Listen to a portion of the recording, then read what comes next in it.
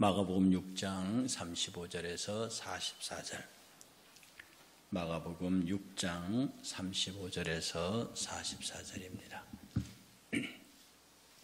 마가복음 6장 35절에서 44절. 함께 봉독하겠습니다. 35절. 때가 저물어가매 제자들이 예수께 나와 여짜오되 이곳은 빈들이요 날도 저물어가니 무리를 보내어 두루 촌과 마을로 가서 무엇을 사 먹게 하옵소서. 대답하여 이르시되 너희가 먹을 것을 주라 하시니 여짜오되 우리가 가서 200데나리온의 떡을 사다 먹이리이까. 이르시되 너희에게 떡 몇 개나 있는지 가서 보라 하시니 알아보고 이르되 떡 5개와 물고기 2마리가 있더이다 하거늘 제자들에게 명하사 그 모든 사람으로 때를 지어 푸른 잔디 위에 앉게 하시니 때로 100명씩 또는 50명씩 앉은지라. 예수께서 떡 5개와 물고기 2마리를 가지사 하늘을 우러러 축사하시고 떡을 떼어 제자들에게 주어 사람들에게 나누어 주게 하시고 또 물고기 2마리도 모든 사람에게 나누시매 다 배불리 먹고 남은 떡 조각과 물고기를 12바구니에 가득 차게 거두었으며 떡을 먹은 남자는 5,000명이었더라. 아멘. 찬송으로 새벽을 깨우는 33가지 주제 설교 오늘 31번째 감사입니다.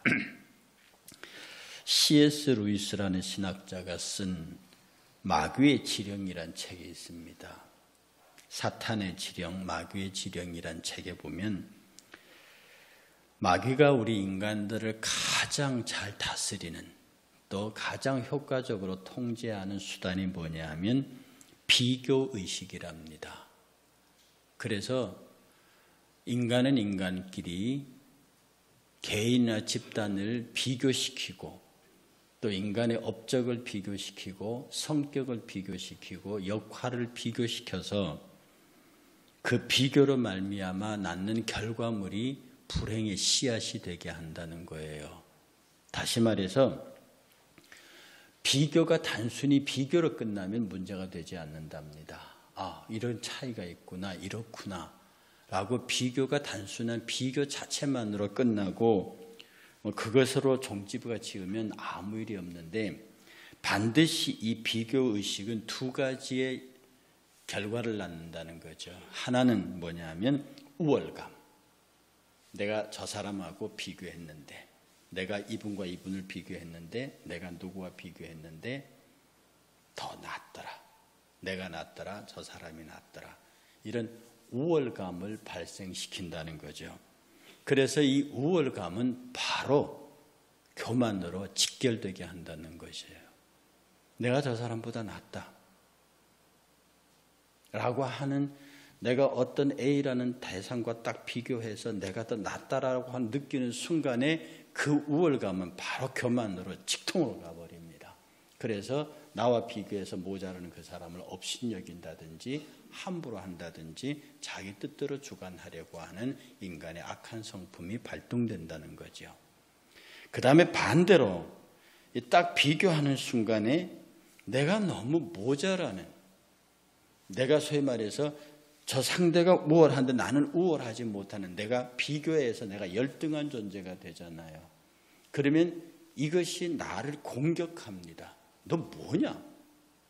도대체 나라는 인간은 뭐냐? 라고 해서 나의 존재와 내가 했던 모든 일에 관하여서 나 스스로를 공격하는 태도가 나타나게 되는데 이것을 뭐라고 말하냐면 열등감이라고 말합니다. 그러니까 열등감은 그냥 생기는 게 아니죠. 여러분, 열등감이란 말이 뭡니까? 비교해서 내가 안 된다는 거거든요. 그래서 나를 괴롭히는 거예요. C.S. 루이스의 말은 사탄은 인간을 비교하게 만든다.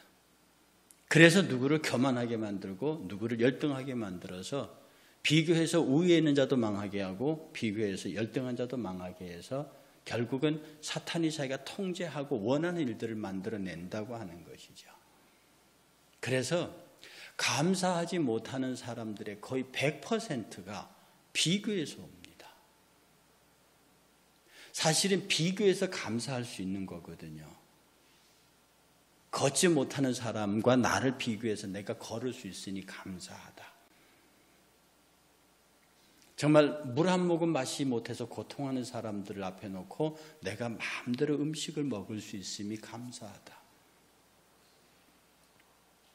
이게 감사로 나와야 하는데 사탄이 비교를 통해서 감사로 나오게 하는 게 아니라 교만으로 나가게 하고 열등감에 빠지게 해서 결국 나와 나 자신을 완전히 망가뜨리게 하는 그런 모습으로 간다는 겁니다.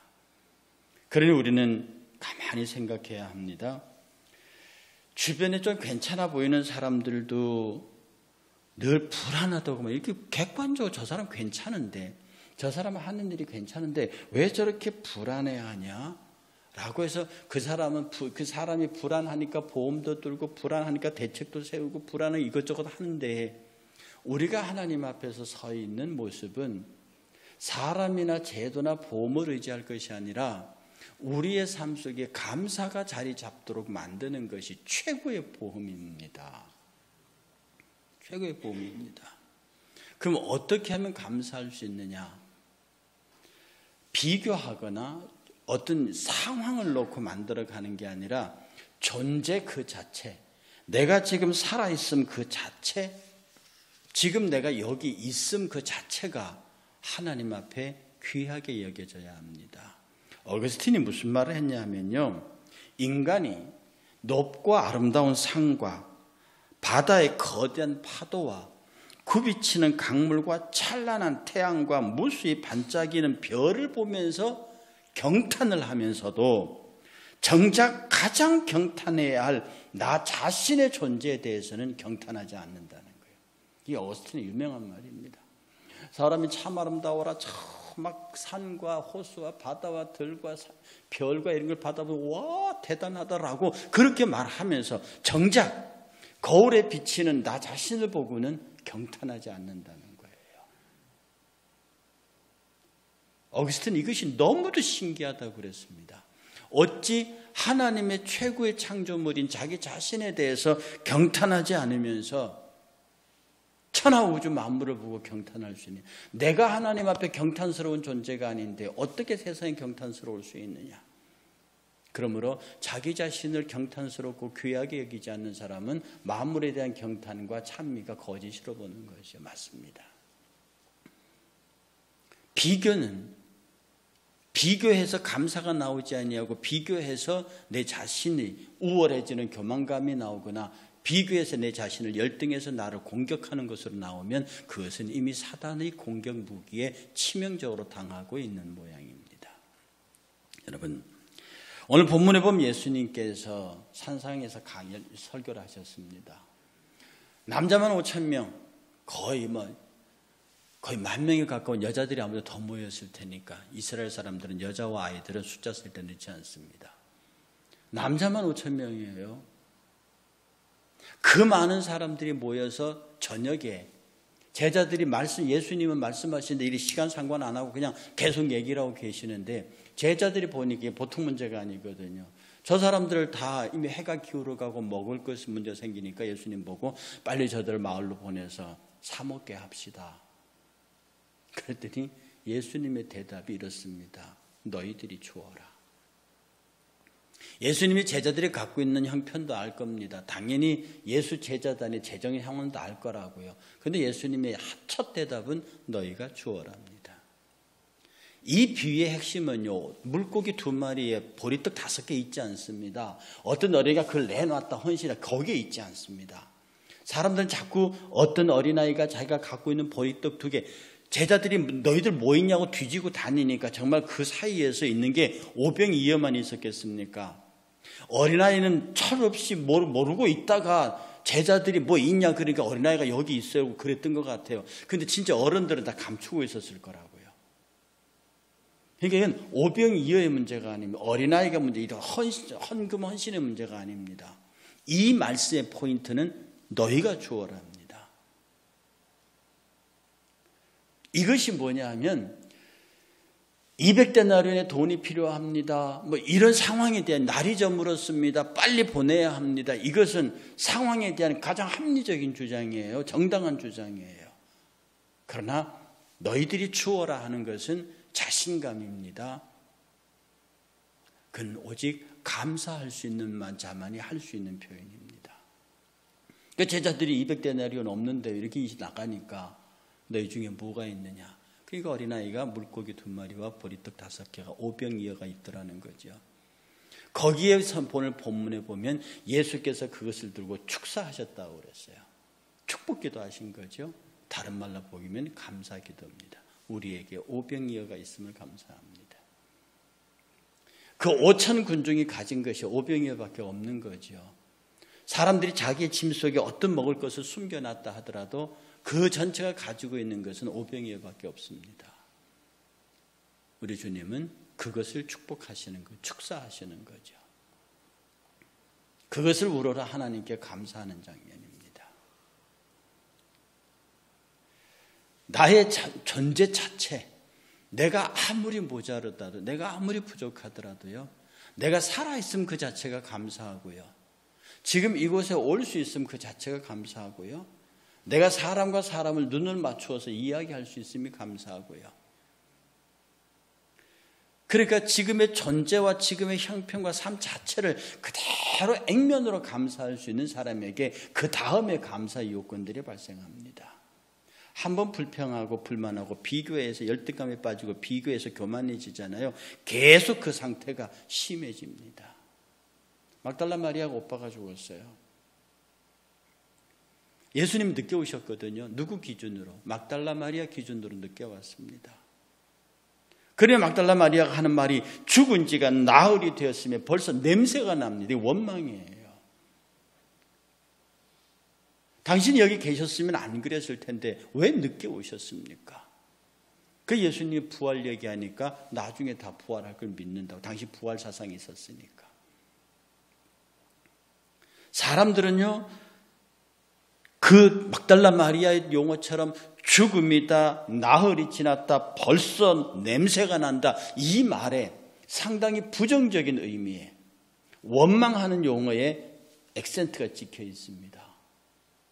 그런데 예수께서는 감사의 액센트가 찍혀 있습니다. 뭐라고 하십니까? 돌을 옮겨놓으니, 예수님이 돌 옮기라고 그랬거든요. 무덤에 돌을 옮겨놓으니 예수께서 눈을 들어 우러러 보시고 이르시되 아버지여 내 말을 들으신 것을 감사하나이다. 사람들은 벌써 냄새가 납니다. 죽은 지 사흘이 되었습니다. 왜 이제 오셨습니까? 라고 하는 원망의 용어로 예수를 맞을 때에 예수께서는 자신감을 가지시고 마치 너희들이 주어라 하는 것처럼 그 자리에서 돌을 옮겨놓고 아버지여 내 말을 들으신 것을 감사하나이다. 왜 우리의 삶 속에서는 이렇게 감사가 구체적인 힘으로 작동하지 않는지 모르겠습니다. 감사는 모든 생각을 여는 열쇠입니다. 여러분 감사를 영어로 thank라고 그러죠. 그 THANK thank는요 think라는 말에서 나왔습니다. 생각하다는 말에서요. 감사는요 생각하다는 말에서 나왔습니다. 가만히 생각해 보면 다 감사한 거예요. 우리 찬양 중에 너희 받은 복을 세어보아라고 되어 있거든요. 생각하는 사람은 감사하게 되어 있습니다. 저 짐승들은 감사가 없어요.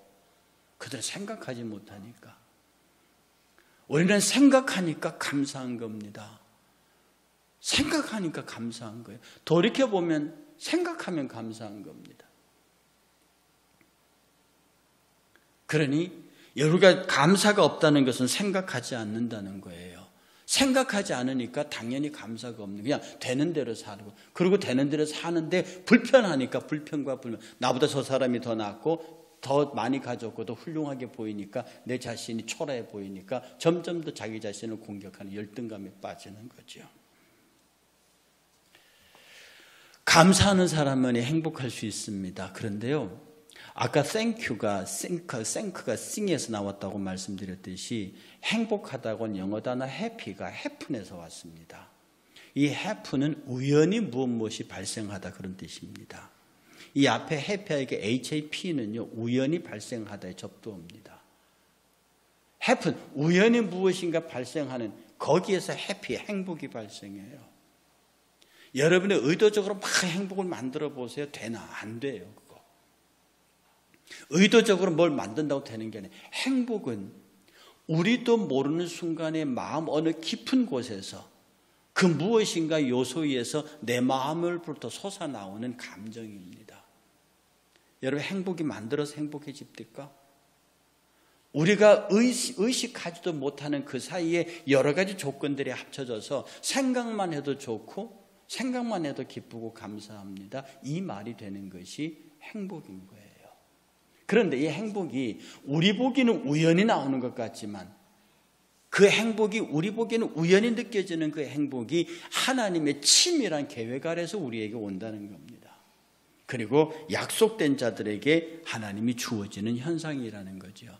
그 약속이 뭡니까? 감사하는.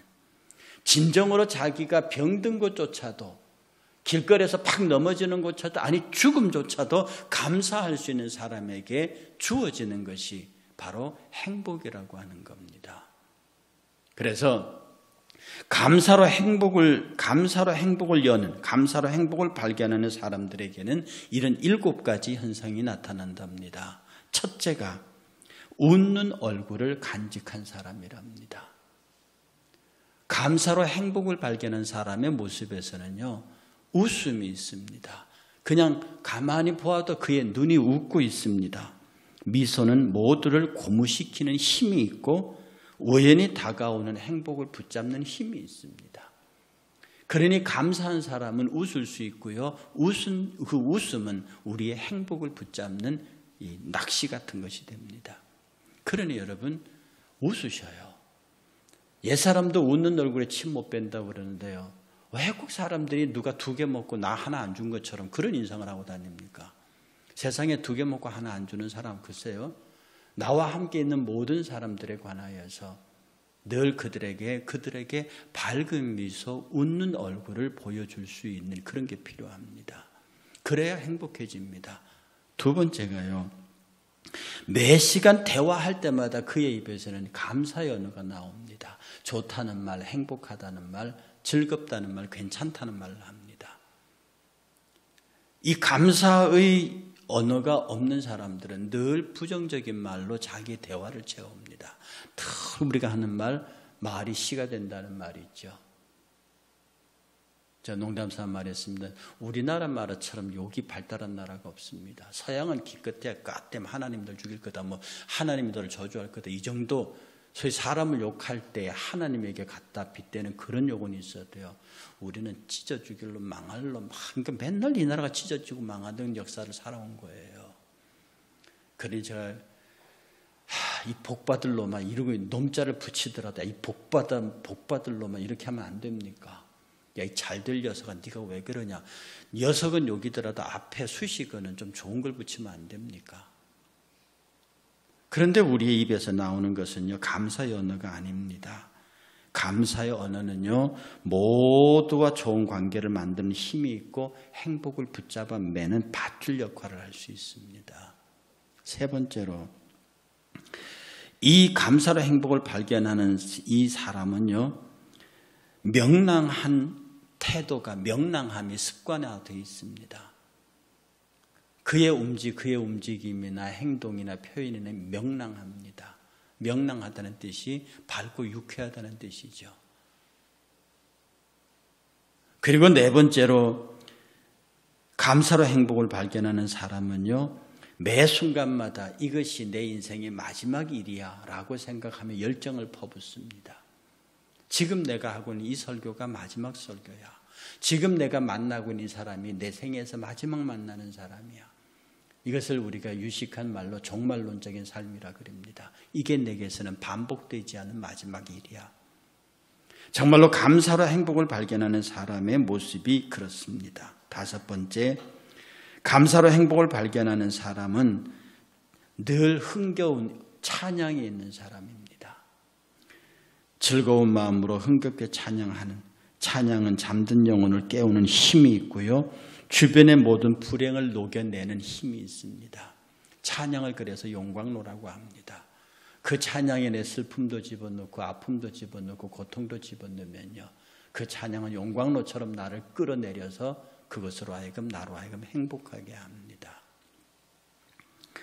그리고 6번째요, 이 감사로 행복을 여는 사람의 모습은 떠오르는 영감을 늘 무엇인가 기록이라든지 무엇으로 남겨두려고 하는 사람입니다. 그러니 늘 옆에 사람에게 하나님께서 내게 어떻게 일하셨는지, 내게 떠오르는 감사를 많은 사람들과 나누고자 합니다. 그러니 그가 입을 열면 하나님이 나를 향하여 어떻게 일하셨는지를 말하는 거예요. 기록하는 거예요. 그래서 어떤 사람은 찬양의 곡을 만들고요, 어떤 사람은 작사를 하고요, 어떤 사람은 시를 쓰고요, 어떤 사람은 기도문을 씁니다. 그러니까 여러분도 부지런히 무엇인가를 써서 하나님이 내게 일하신 것들에 대한 것들을 어떤 형태로든지 기록으로 남겨서 많은 사람들이 은혜를 공유하게 하는 간증의 사람이 됩니다. 감사로 행복을 여는 사람은 간증이 많은 사람입니다. 마지막 7번째로요, 감사로 행복을 여는 사람은 특정한 것을 사랑해야 할 이유를 찾습니다. 미워해야 할 이유, 싫어해야 할 이유가 아니라 사랑해야 할 이유를 찾습니다. 심지어 원수조차도 사랑할 이유를 찾습니다. 그렇게 할 때 비로소 우리가 진정한 행복을 알 수 있기 때문입니다. 한 세상 오래 살아도 평생을 100년이라고 보아도 누가 그러잖아요. 나이가 90쯤 되면 미운 사람이 하나도 없대요. 왜? 다 죽어서. 자기가 미워할 사람은 다 죽어서 미워할 사람이 없대요. 그때가 되면 사람이 허무하다는 거죠. 더 이상 미워할 사람도 없고 좋아할 사람도 없어. 내 주변에 나와 그런 관계를 맺을 사람들이 다 떠나면 그렇게 허무하다는 거죠. 인생이라는 게 그렇다고 말합니다. 내가 미워할 수 있는 사람이 있고 내가 사랑할 수 있는 사람이 있다. 내가 아직까지 살아야 할 이유가 있는 사람입니다. 그러니 감사로 행복을 발견하는 사람은 특정한 것을, 특정한 사람을, 특정한 것을 사랑할 이유를 찾는 거죠. 여러분 주변에 모두 있는 사람들을 사랑할 이유를 찾으시기 바랍니다. 다음 주 월요일 날 새벽기도 때요, 여러분이 10월 한 달에 한 번도 새벽기도를 안 빠진 분들을 포상하려고 합니다. 어떤 분이 새벽기도 막 무섭게 하라고 불러내서 출석도 부르고 그러라고 그러는데, 그럴 것보다 역으로 포상하는 모양이 좋겠습니다. 그래서 제가 전세현 보고 10월 달 한 번도 안 빠진 분들을 골르시 명단 주세요. 그래서 오늘까지 한 번도 안 빠진 분들, 제가 오늘 내일 고민해서 다음 새벽기도 때 무엇을 드릴까 고민을 합니다. 그리고 다음 주 수요일부터 비유로 여는 하나님의 나라를 12월 31일까지 새벽기도 하는데, 그 기간을 다 수료하신 분들에게 또 어떤 선물을 드릴까를 고민하면서 시작합니다. 여러분, 우리의 교회가 새벽기도로 살아나기를 주의 이름으로 축복합니다. 저는 이 새벽기도가 우리 교회 브랜드가 되기를 원합니다. 여러분들이 이것조차까지 감사하시고요, 하나님, 우리의 삶에 일어나는 모든 것들을 감사하고, 특별히 이 새벽을 깨울 수 있으면 얼마나 감사합니까? 이곳에서 기도로 시작하고, 그리고 다음날 아침 와서 어제를 감사하고 오늘 하루를 준비할 수 있는 거예요. 여러분 방금 말씀드린 이 감사로 행복을 얻는 7가지 사람들의 모습을 잘 통해서 정말로 내 영혼에 햇빛 비치니, 여러분의 영혼의 삶에는 늘 햇빛이 비치세요. 제발 여러분 스스로 어둡게 하지 마세요. 어둡게 만드는 것은 비교하면 그렇게 됩니다. 비교하면 여러분은 어두워집니다. 왜? 여러분보다 훌륭하고 똑똑하고 많이 가지고 잘하고 능한 사람이 너무너무 많습니다. 비교하는 순간에 여러분 열등해집니다. 비교하는 순간에 여러분 교만해집니다. 교만은 넘어짐의 앞장이 패망의 선봉입니다. 해서 여러분들이 비교하지 마시고 그냥 내 자신이 하나님 앞에 있는 그 자체로 감사하고 귀하게 여기시고, 늘 감사가 여러분의 언어의 핵심 생활화, 아주 입에서 감사 소리가 저절로 나오는 복 있는 감사의 사람 되시기를 주의 이름으로 축복합니다. 함께 찬양합니다.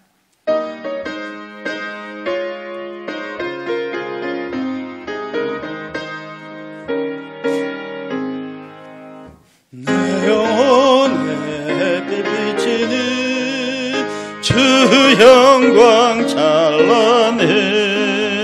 이 세상 어떤 빛보다 이 빛 더 빛나네. 주의 영광 빛난 광채 내게 비춰 주시옵소서. 그 밝은 얼굴 배울 때 나의 영혼 기쁘다. 내 영혼에 노래 있으니 주 찬양합니다. 주 귀를 기울이시사 다 듣고 계시네.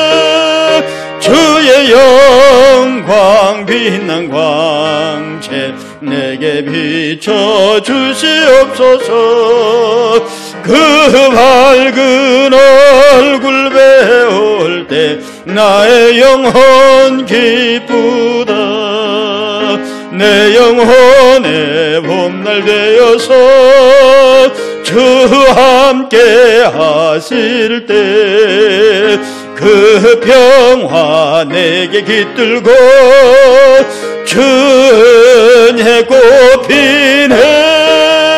주의 영광 빛난 광채 내게 비춰 주시옵소서. 그 밝은 얼굴 배울 때 나의 영혼 기쁘다. 내 영혼에 희락이 있고 큰 소망 넘치네. 주 예수 복을 주시고 또 내려주시네. 주의 영광 빛난 광채 내게 비춰 주시옵소서. 그 밝은 얼굴 배울 때 나의 영혼 기쁘다.